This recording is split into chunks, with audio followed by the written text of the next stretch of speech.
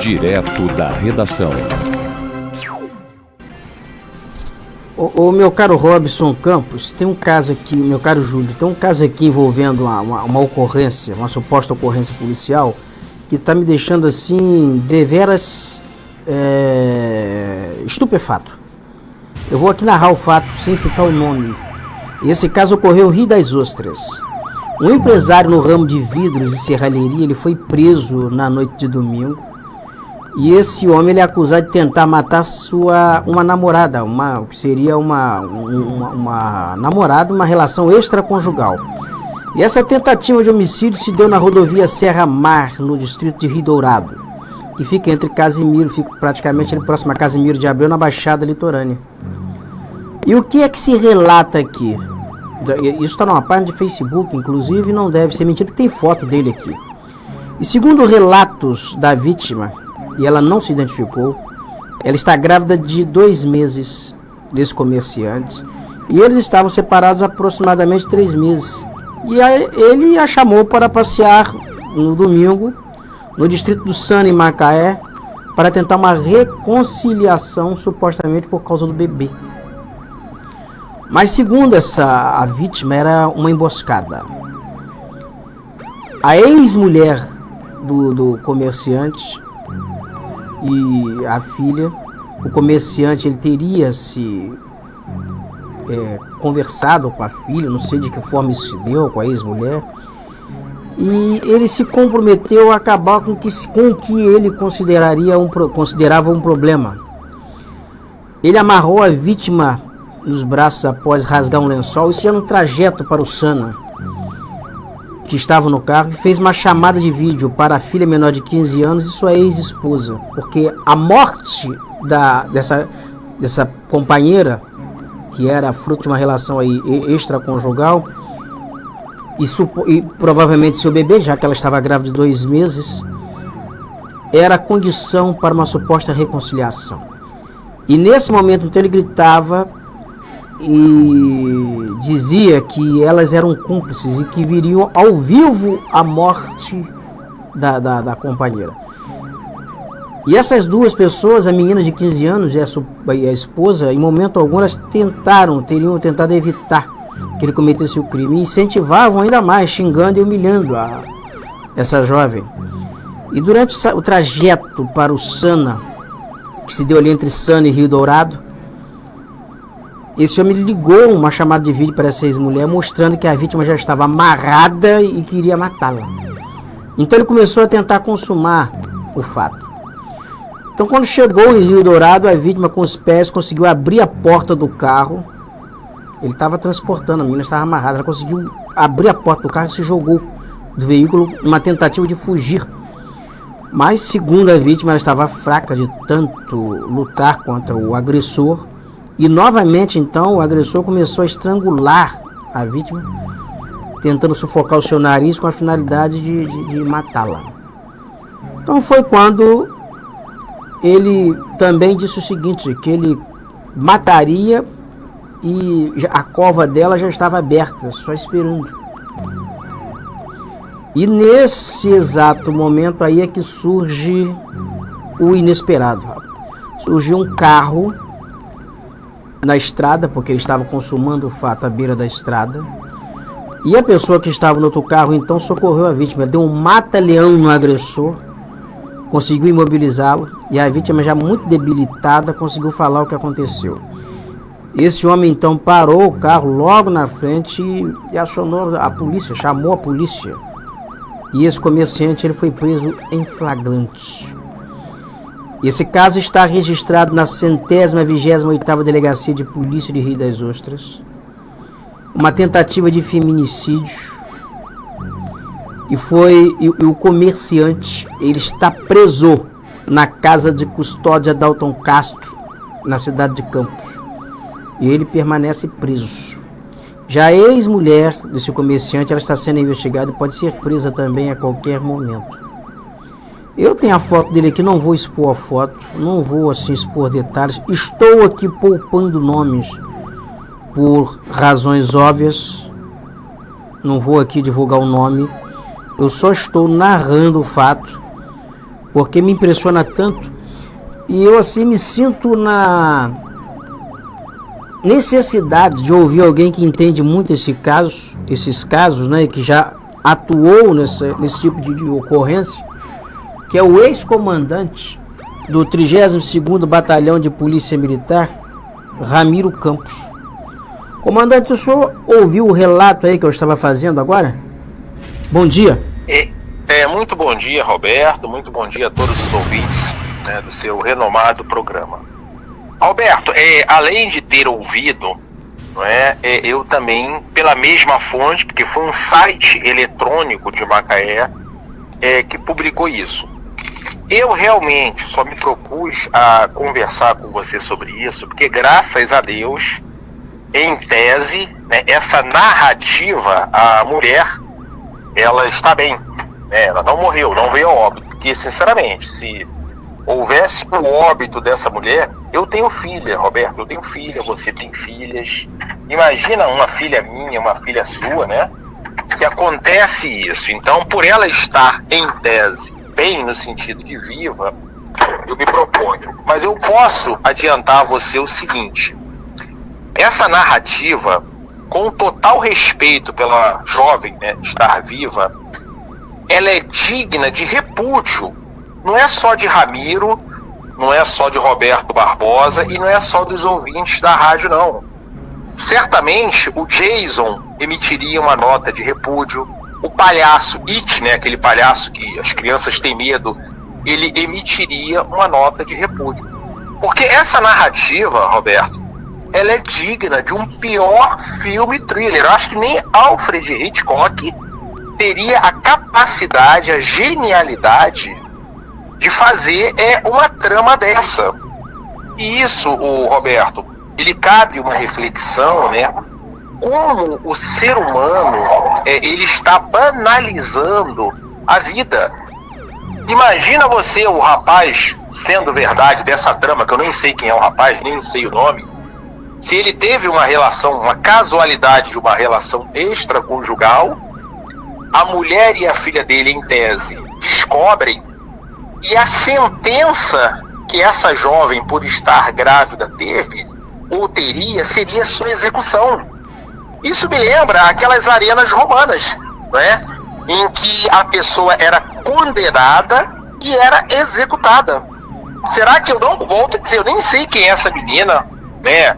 Mas imagina uma menina, por um motivo qualquer, engravidou, seja de um homem casado ou não, e você ter como sentença a sua execução por estrangulamento. Roberto, você tem filha, eu tenho uma filha de 25 anos, se eu não me engano, as suas filhas devem ter mais ou menos a idade da minha. Se coloca como pai em você saber que a sua filha, como a minha, poderia engravidar de qualquer pessoa e até de um homem casado. Isso está dentro da normalidade. A escolha é delas, elas são maiores de idade. Agora daí, esse mesmo homem que engravidou uma filha minha, sendo casado, ele em conluio com a família dele, mulher, filha, e querer executar a minha filha. Por isso que eu digo, é uma coisa, Roberto, desculpe falar, mas é indigna um ser humano. Eu não sei nem se eu posso chamar esse homem de homem, eu não sei se eu posso chamar essas três pessoas de seres humanos, eu não sei nem se eu posso falar que essa família foi destruída. A família que eu digo é ele, o pai, né, a mulher e a filha. Não sei, fica difícil. Ô comandante, isso aí é outra pergunta que eu queria fazer também. Olha só, a narrativa aqui é o seguinte: ele leva a mulher para um lugar ermo, ele vai tentar executar a mulher, ele filma, a filha de 15 anos acompanha a cena por chamada de vídeo, a mulher também, a ex-mulher, acompanha por chamada de vídeo. Em nenhum momento elas acionam a autoridade policial para impedir, muito pelo contrário, eles incentivam. Eu queria saber qual é a implicação nisso. Bom, vamos lá, né? A implicação jurídica disso, né, é o que nós chamamos que houve um concurso de agentes para o crime. Eu vou dar um exemplo. Eu, nesse momento, estou na minha casa, certamente eu estou aí a mais de 120 quilômetros de distância de você, Roberto Barbosa. Se eu, nesse exato momento, eu querer cometer um crime de homicídio, independente do motivo, e eu ligue para você, Roberto Barbosa, seja por vídeo ou seja uma chamada normal. Roberto, eu estou aqui agora, vou matar aquele meu desafeto, o seu desafeto, eu vou me vingar. A partir do momento em que eu ligo para você, você está concorrendo para o crime também. Você não tem que meramente dizer, não, Ramiro, não faz isso não, ou faz mesmo, ele merece, não tenha piedade dele. Por quê? Porque você está sabendo que está havendo um flagrante e você não tomou nenhuma medida protetiva para o maior bem tutelado no ordenamento jurídico, que é a vida. Se isso for um fato de eu agora estar praticando um homicídio, eu te ligar e dizer que vou matar alguém, a sua obrigação, como de qualquer pessoa, é de imediato desligar o telefone, ligar 190, que é uma chamada de emergência da polícia. Aí se não conseguiu falar para a polícia, liga para o bombeiro, para a polícia civil e comunicar, olha, o meu nome é Roberto Barbosa e um amigo meu, Ramiro, nesse exato momento ele está em Nova Iguaçu, em Caxias, em São João de Meriti, né? Na casa dele ele vai cometer um homicídio. É isso que você tem que fazer. Por quê? Porque aí você sai da linha da concorrência do crime. Eu liguei para você e te avisei que ia cometer um homicídio. Porém, você de imediato tomou as medidas cabíveis, que era único. Você também não tem como sair de onde você está e eu estando em outro lugar e você evitar. Não, você não tem como fazer isso. Porém, você tem como acionar os meios cabíveis. Você vai ligar 190 em Caxias, em Campos, vai cair no quartel de Campos, você vai narrar, o Ramiro está em Nova Iguaçu, está em Caxias, está em Petrópolis. De imediato, a polícia, mesmo a de Campos, vai ligar para o batalhão da área, que ele vai dividir informações, e eles têm que mandar uma viatura ao local. Mandou a viatura, chegou meia hora depois, a pessoa já estava morta. Tudo bem, já houve o homicídio, eu, Ramiro, vou ser preso, vou responder pelo homicídio, porém, você, Roberto Barbosa, não concorreu para o crime. Você, dentro dos seus limites, você chegou e comunicou aos canais competentes. Tá entendendo? Agora, resumindo, o comandante, então, a mulher que acompanhou isso por chamada de vídeo está encrencada, que segundo consta que ela está sendo procurada. E a filha de 15 anos, de 15 anos também, a menina que é menor, inclusive. Isso. Também está encrencada. Você analisa duas coisas que são importantes. Primeira, eu não sei nem se eu posso dizer família, né? Porque é até difícil a gente falar, porque família, para mim, a minha família é a sua família, né? A esposa, filhos, a gente educar os nossos filhos, querer o melhor para nossa família. Agora, analisa como é que as pessoas destroem, eles destruíram uma vida, porque essa mulher, graças a Deus, viva, mas ela vai levar essas sequelas pro resto da vida. Psicológicas, e isso aí pode ter certeza que vai inclusive influenciar na gravidez dela. Existem algumas teorias que dizem, né? Esse é um detalhe também no ordenamento jurídico brasileiro que as pessoas se esquecem. Por quê? A vida civil, ela começa a partir do momento em que a pessoa nasce, ela tem um registro. É a concepção. Mas a concepção, exato. Agora, só que a proteção à vida, ela existe, jurídica. A proteção desde o nascituro, desde a gravidez, né? O que acontece? Inclusive, alguns juristas dizem que é na concepção. Agora, uma pergunta que poucas pessoas sabem.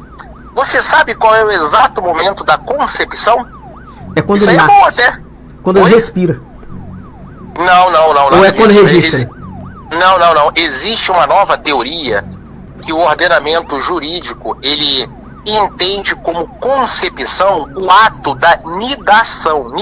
O que é o ato da nidação?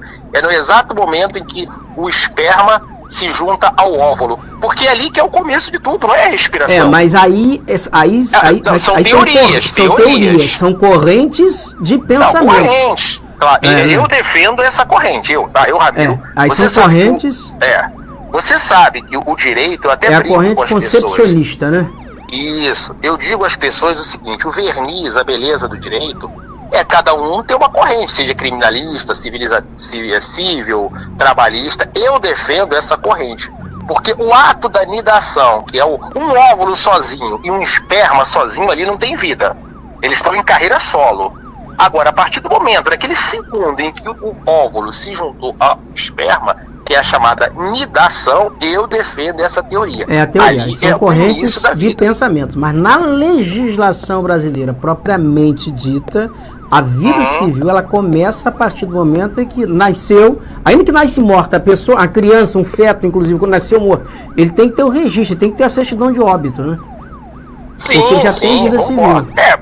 Mas aí é o que eu falei a você, são correntes. Agora tem um detalhe interessante, embora isso seja uma coisa até difícil da gente falar, mas a história, Roberto, ela se repete.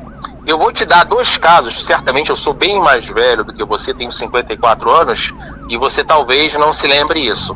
Eu, quando tinha meus 17 para 18 anos, houve um crime do Guilherme de Pádua e a Daniela Pérez, se eu não me engano, né? Era uma época, E o que acontece? Esse crime, por coincidência, foi à beira de uma estrada à margem da Avenida das Américas, na Barra da Tijuca, à beira de uma estrada, né? Ali, ou seja, posteriormente, passado um tempo, né, aquele flamenguista que gritava, Bruno, seleção, Bruno, seleção. O goleiro Bruno, ele pratica um homicídio, em tese contra a Elisa, né, e por coincidência, também não foi à beira do estado, que até hoje não apareceu o corpo da Elisa, mas ele deixou rastros, tanto é que ele foi condenado. E em tese o que nós contamos agora, essa trama, em tese, foi à beira de uma estrada. E também é interessante a gente observar isso, porque realmente não existe crime perfeito. Eu acho que, até hoje eu não consegui entender isso. O criminoso, eu acho que ele está ali tão envolvido no pior do que ele tem naquele momento em que ele vai praticar um crime, que ele não pensa nem em esconder as provas. Ele faz as coisas ali e parece que ele quer deixar rastros. Inclusive existem teorias de que os grandes homicidas, os grandes estupradores, eles querem realmente, né, aquele maníaco do parque, fatos como esse, eles querem deixar rastros para serem descobertos. E isso também é uma teoria. Porque, Roberto, Deus me livre e guarde, eu nunca vou praticar um homicídio, nem você. Mas se o dia que eu tiver que praticar, não vai ser à beira de uma estrada. Não vai ser algo em que eu deixe rastros. Então você já ouviu falar dessa teoria que parece que às vezes esses crimes bárbaros, parece que eles querem deixar pistas para serem descobertos? Desde Jack Estripador, né? Que ele seria isso é teoria, são teorias, há uma teoria que sim, que ele já é proposital, aquela coisa de ficar despistando, então em algum momento ele o prazer dele é ficar despistando, ficar brincando de gato e rato, mas deixar alguma pista para ser identificado. E também existe uma teoria, essa teoria também ela é minha, ela é pouco divulgada. Eu vou te dar 2 exemplos, ou é uma teoria ou é mera coincidência, para finalizar aqui. O Guilherme de Pádua, ele foi condenado a 22 anos de prisão, lá na época. Só que ele não cumpriu esses 22 anos, vem os atenuantes, progressão de regime. 22 anos de prisão. O goleiro Bruno, também com um crime bárbaro, foi condenado a 22 anos de prisão. Goleiro Bruno, 22 anos de prisão. Guilherme de Pádua, 22 anos de prisão. Politicamente, não sei em quem eles vão votar. Até me disseram que tem alguns vídeos dizendo em quem eles vão votar. Não sei qual é o candidato. Então, você também observa, e detalhe, observa o perfil, às vezes, de algumas pessoas, como elas são ligadas, e isso também envolve o aspecto político do país, a aptidão política. Então isso também é uma teoria, que eu não posso falar muitas coisas aqui que eu gostaria de falar, mas o caráter, o mau caráter do ser humano, o pior que ele tem dentro de si, isso também reflete no aspecto político do país, entendeu? Sem dúvida, nas escolhas, nos processos de escolhas. Comandante Ramiro, a gente já está se aproximando do comercial aqui. Eu gostaria muito de agradecer a participação do senhor aqui no Direto da Redação nessa manhã de terça-feira, essa disponibilidade de tempo para comentar esse fato que choca a Rio das Ostras, que certamente abala as relações e deixa as pessoas estupefatas, como todos esses casos que o senhor acaba de narrar aí, o Guilherme de Pádua com a Daniela Pérez, o Bruno com a Elisa Samúdio, e que são situações realmente muito similares. Mas muito obrigado, viu, comandante? Tá bom, estamos aí à inteira disposição, tá bom? Porque você nunca teve nenhuma condenação de 22 anos de prisão, não, né? Você, Roberto Graças a Deus que não. Ô, Roberto, peraí. Você pode não ter sido condenado por homicídio, mas todo jornalista, ele sempre tem processos. Isso é natural. Por crime de condenou opinião. 22 anos aí civilmente, não, né? Não. E os crimes de opinião aqui no Brasil, ele é punido com mais celeridade do que os crimes de homicídio. O jornalista ele é mais facilmente localizado, os processos tramitam de forma mais rápida, é tudo mais célere. É pra pegar vocês mesmo, então. Comandante, muito amigo, obrigado. Um abraço e graças a Deus essa menina tá viva em tese, né? E que Deus a proteja. E essa criança eu espero que não tenha sequelas. É o que eu posso, como pai, falar. Muito obrigado, comandante. Um grande abraço. Comandante. Um abraço. Coronel Ramiro Campos, ex-comandante do 32º Batalhão da Polícia Militar, e comentando esse caso bárbaro, comerciante de Rio das Ostras, que, segundo informações, já está preso, está na casa de custódia de Campos, uma tentativa de feminicídio. Ele teria tentado executar uma namorada, sufocando na estrada que dá acesso ao Sana, em Macaé, e diante de uma chamada de vídeo, exibindo para uma filha de 15 anos e também para uma ex-esposa, que seria uma condição para ele reatar a relação com a família. E a menina foi salva por um transeunte, alguém passou de carro, viu na hora, intercedeu, chamou a polícia e esse homem está preso. E a esposa, a ex-esposa que acompanhava tudo pela chamada de vídeo, estaria sendo procurada pela polícia.